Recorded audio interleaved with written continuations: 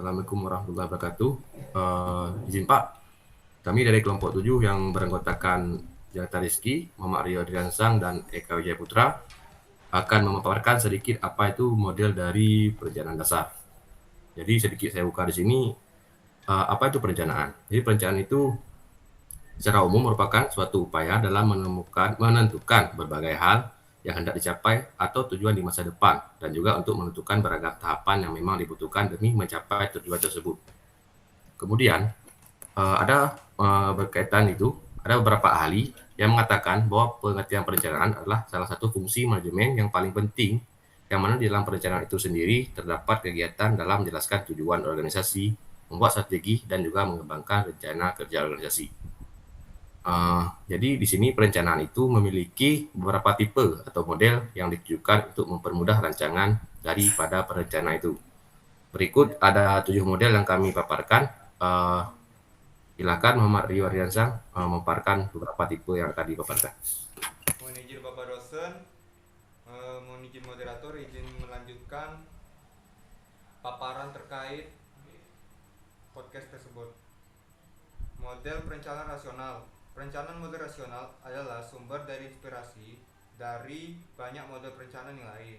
Dalam artikel klasik Meyerson dan Benfield, Politik, Perencanaan, dan Kepentingan Publik, yang menjelaskan langkah penting model ini yaitu menganalisa kondisi, menetapkan tujuan, merumuskan kemungkinan program, serta membandingkan dan mengevaluasi akibat masing-masing program, aksi, konsekuensi yang merupakan perubahan dalam situasi yang disebabkan oleh satu atau beberapa tindakan.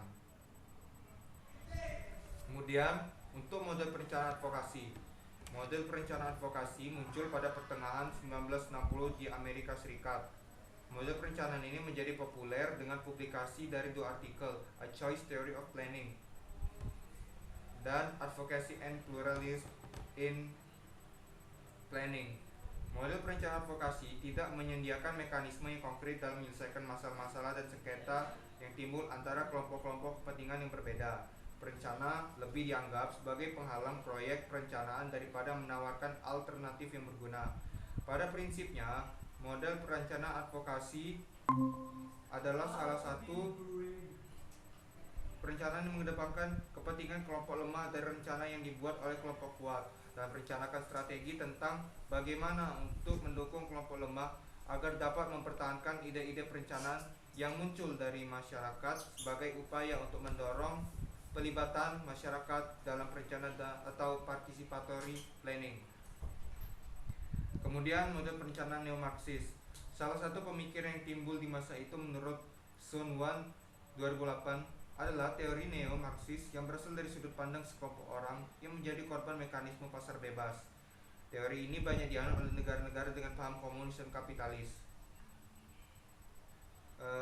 Penerapan konsep ini terlihat pada pengembangan kota dengan 3 fungsi perencanaan menurut Castells, yang dijadikan sebagai instrumen untuk rasionalisasi dan legitimasi dalam perumusan kebijakan, negosiasi dan mediasi dalam keberagaman kelompok kapitalis, hingga sebagai regulator dalam meredam gejolak di masyarakat.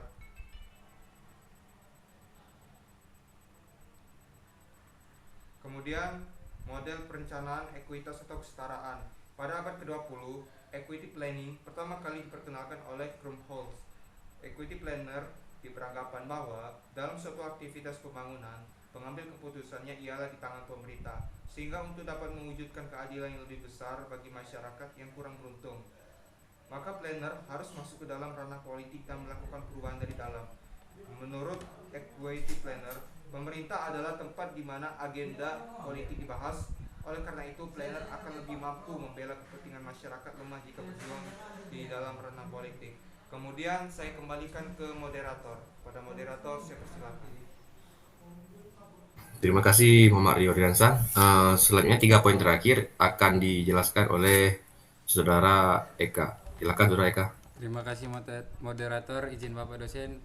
Saya akan melanjutkan model perencanaan yang ada, yaitu model perencanaan pembelajaran sosial dan tindakan komunikatif. Maksudnya perencanaan model pembelajaran sosial dan tindakan komunikatif berawal dari beberapa perencanaan advokasi yang belajar dari suatu pelajaran berbeda. yang akhirnya mengarah pada model pembelajaran sosial dan tindakan komunikatif. Lebih lanjut dari pemikiran ini dikembangkan pada 1970-an dan 1980-an. Perencanaan didefinisikan sebagai praktek komunikatif. Ini terinspirasi oleh karya John Forrester. Selanjutnya model perencanaan radikal.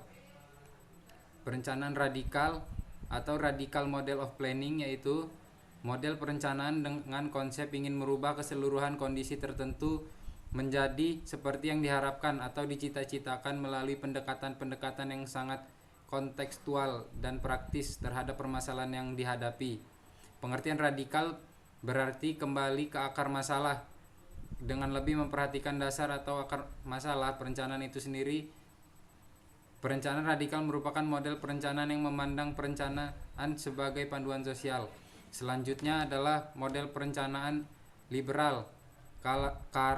Karakteristik dari model perencanaan ini adalah adanya kapitalisme, pasar bebas, dan hak individu yang dimiliki oleh masyarakat. Perencanaan ini dibangun dengan konsep di mana kebebasan individu dan hak-hak warga negara baik sebagai perorangan maupun anggota masyarakat dijadikan sebagai upaya untuk mencapai tujuan dari perencanaan yang akan dilakukan. Kelemahan dari model perencanaan liberal adalah adanya konsep sangat dibatasinya perencanaan, di mana perencanaan benar-benar terbatas pada perencanaan publik. Selanjutnya saya kembalikan ke moderator. Terima kasih Saudara Eka. Jadi dari 7 perencanaan yang kami paparkan tadi, dapat saya tarik kesimpulan bahwasanya pemerintah harus menetapkan tujuan dan sasaran yang hendak diciptakan untuk dicapai sebelum melakukan proses-proses perencanaan.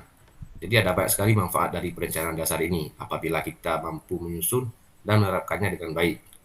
Apapun cara yang dipakai, perencanaan dasar merupakan alat perencanaan yang berorientasi ke masa depan dengan mempertimbangkan aspek-aspek lingkungan yang strategis, baik yang terjadi pada masa kini maupun masa yang datang.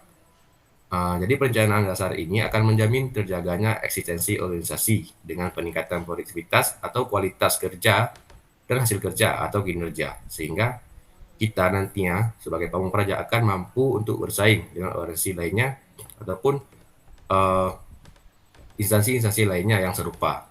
Sekian pemaparan dari kelompok 7 tentang model perencanaan. Terima kasih. Selamat malam. Ini Pak.